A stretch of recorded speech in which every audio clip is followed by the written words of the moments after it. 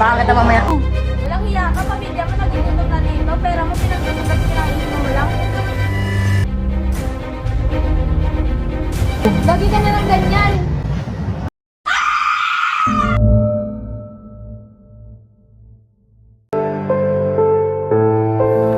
Araw-araw sa bahay na to, parang palaging may gera.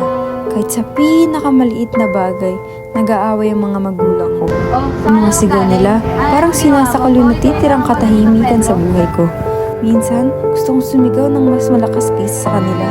Baka sakaling marinig nila ako. Pero ayun, tahimik lang ako, nakatingin habang unting-unting bumabagsak ang pamilya namin.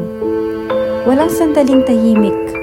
Kung hindi sila nag-aaway, ingay naman lahat ang naririnig. TV na ang lakas ng volume, pinto na laging sinasara ng malakas, mga taong sabay-sabay na nagsasalita.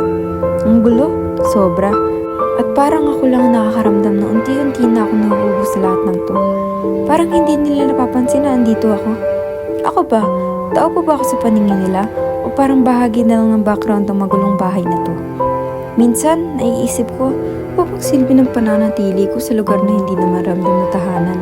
Pero saan pa ako pupunta? Pamilya ko sila. Hindi ko sila kayang iwan kahit gustong gusto ko na.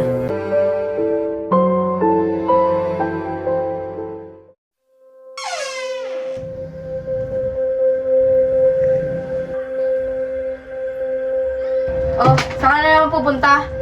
O bakit? Bakit mo pinapakita may magagawa ka ba? Oo, bakit? Tatakasan mo na ng obligasyon mo dito sa bahay. Dami bang sinasabi, tumabi ka nga dyan. Ang hiya ko, wala akong kwentang ama. Pabalik dito ah. Talaga, sino tinakot mo? Talaga. O, saan ka na naman O galing? ikaw, saan ka pupunta? Yun lang, bakit? Papakiram mo ba ako? Pakiram mo. Busy na naman.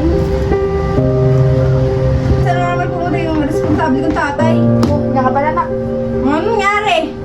Eh, pupunta na naman sa salvation yan. Kumain ka na Mission dyan. na naman, away na naman, walang katapusan. Para mo kayo.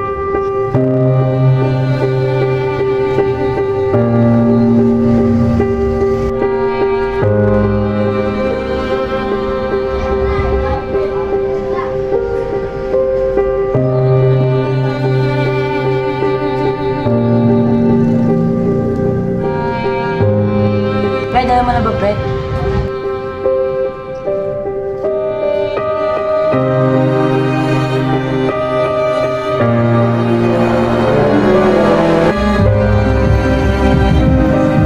Oh, lalim na iniisip mo, may problema ka ba? Sabihin mo, 600 oh. Ano pa gamitin yan? Suotin mo lang, ganda po. Fresh na fresh.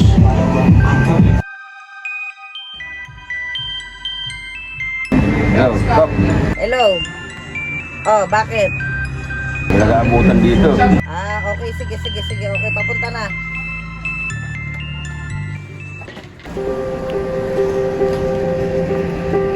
Uy, ano yan? Anong tawag mo dyan? Tara na. Oh. Ay na. Teka lang, ha?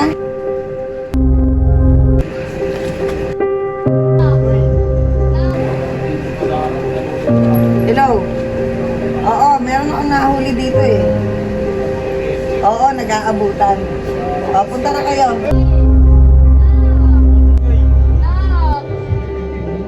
Sa mga oras na yan, pinangungot ako. Bangungot lang pala ang lahat. Salamat po sa inyo, Ma, Pa. Diyan po kayo palagi para sa akin. Maraming salamat po at hindi niyo po ako hinayaang maging pariwara.